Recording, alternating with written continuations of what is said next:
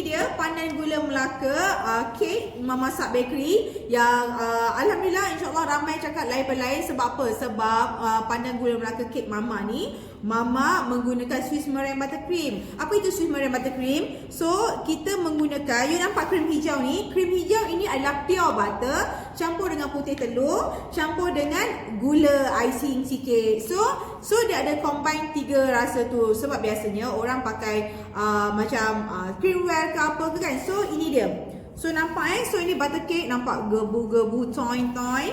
Okey, lepas tu kita ada apa? Kita ada Hawaii coconut, kita ada gula Melaka. Bismillahirrahmanirrahim. Kek ni boleh kata kek yang ramai kata tak manis. Sebab kek dia just nice, dia punya topping pun just nice. Okey? So, ini dia pandan gula Melaka kek Mama.